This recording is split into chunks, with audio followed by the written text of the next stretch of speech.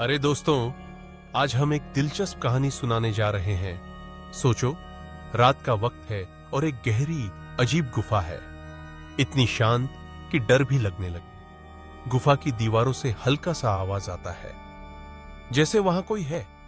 अब सीन बदलता है। यहां दो बहनें हैं। बड़ी वाली का नाम है एबी और छोटी का नाम है बेथ। दोनों एक दूसरे से बहुत प्यार करती हैं। लेकिन कुछ महीने पहले इनकी मम्मी चली गई, जिससे ये दोनों बहुत दुखी हो गई। धीरे धीरे सब ठीक होने लगा। डैड भी आर्मी से घर लौट आए थे, लेकिन ये लोग सोचने लगे कि जैसे इन पर कोई बुरी नजर लग गई है। एक दिन एबी को पता चलता है कि उसे लास्ट स्टेज का कैंसर है। मतलब अब वह कभी भी इस दुनिया से जा सकती है। अब क्या होगा?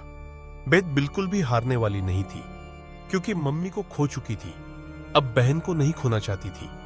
डॉक्टर कहते हैं तुम्हें बड़े हॉस्पिटल जाना चाहिए, पर हॉस्पिटल के लिए पैसे नहीं थे। बेथ ने सोचा, कुछ भी हो जाए मैं पैसे जुगाड़ करूंगी। वह डैड से कहती है, प्लीज बड़ी नौकरी करो। लेकिन डैड मानते नहीं, क्योंकि वह खुद बेथ को नहीं खोना चाहते। यहां रुककर सोचो क्या करना चाहिए। बेथ ठान लेती है कि वह बाहर जाकर खुद नौकरी करेगी, चाहे कितनी भी मुश्किल हो। वह एक बहुत रिस्की यूरेनियम माइन वाली नौकरी पा जाती है। सोचो, बहुत पुराने जंगल, डरावना माहौल।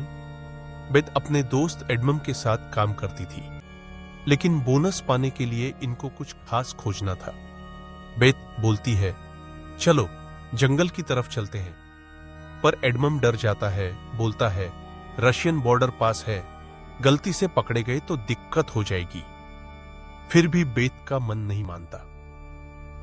पैसों की जरूरत थी, रिस्क उठाना ही पड़ेगा। अब बेथ अकेले ही बंदूक लेकर जंगल चली जाती है। जैसे ही वह जंगल में कदम रखती है, उसे महसूस होता है कि सब कुछ कितना शांत और डरावना है। ऐसा लगता है जैसे कोई उसका पीछा कर रहा है। अचानक बेथ को एक अजीब सा काला पत्थर मिलता है।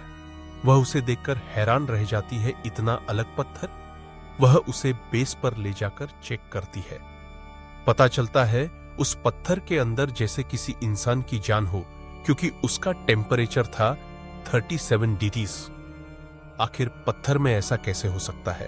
तभी डैड कॉल करते हैं। डॉक्टर ने जवाब दे दिया है, एबी को बहुत दर्द है, मैं उसे घर लेकर आ रहा हूं। यह सुनते ही बेथ को बहुत धक्का लगता है। वह सारा काम छोड़कर घर के लिए दौड़ पड़ती है। एडमम उसे हेलीकॉप्टर का रास्ता बता देता है, जल्दी जाओ। बेथ हेलीकॉप्टर में बैठ जाती है। साथ में वही काला पत्थर भी था। उसका मन अंदर से परेशान था कि कहीं एबी को कुछ हो ना जाए। तभी डैड कॉल करते हैं। डॉक्टर ने जवाब दे दिया है, एबी को बहुत दर्द है, मैं उसे घर लेकर आ रहा हूं।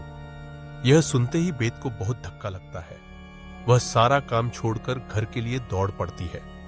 एडमम उसे हेलीकॉप्टर का रास्ता बता देता है, जल्दी जाओ। बेथ हेलीकॉप्टर में बैठ जाती है।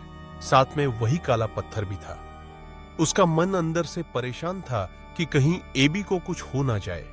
पायलट बोलता है, हमें फॉग वाले रास्ते से जाना होगा, क्योंकि दूसरी तरफ रशियन मिलिट्री है। दिख गए तो मुश्किल हो सकती है। अचानक उसे बहुत सारे पंछी आसमान में उड़ते दिखे। इतनी ऊंचाई पर एक साथ इतने सारे पंछी देखकर बेथ एकेश की थोड़ा घबरा गई। इतने सारे पंछी, ऐसा कभी नहीं देखा।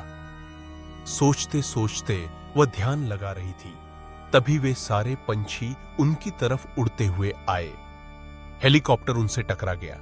पायलट बहुत कोशिश करता है हेलीकॉप्टर को संभालने की, लेकिन उसका संतुलन बिगड़ जाता है।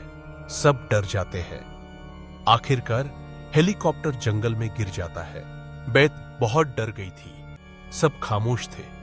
बस पायलट थोड़ी देर तक जिंदा था और बैठी बेथ अकेली बच गई। बेथ को अपने पापा की बातें याद आईं। उन्होंने मना किया था जंगल जाने से, पर बेथ ने सुन नहीं रखा। बेथ सोचती है, अगर पापा को पता चलेगा तो वो बहुत दुखी होंगे। वह अकेली थी, लेकिन उसने हिम्मत नहीं हारी। बेथ ने घायल पायलट से कहा, रेडियो से मदद मांगो। लेकिन कोई आवाज सुनने वाला नहीं था और जंगल का सन्नाटा उनको डराने लगा। बेथ सोचती है, कहां क्रैश हुए? उसको कुछ समझ नहीं आता। वह हेलीकॉप्टर के पास आग जलाती है ताकि कोई जंगली जानवर ना आए।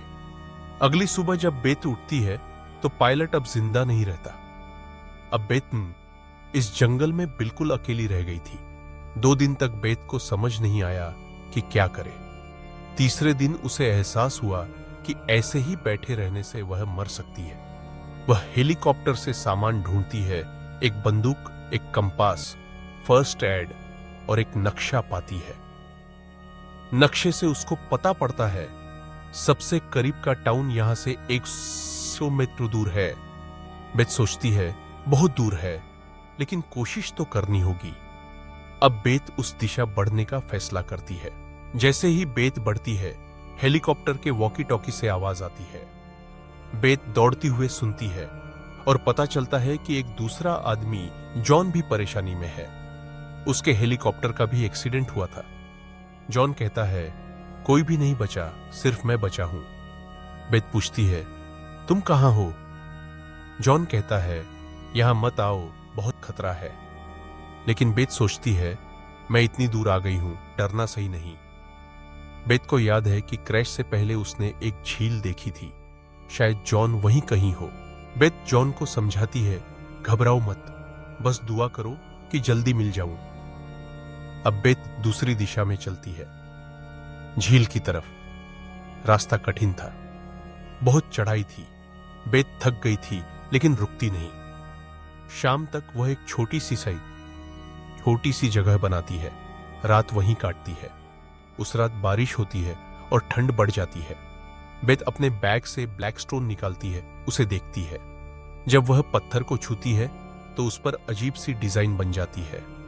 बेत हैरान रह जाती है ऐसा क्या हो रहा है।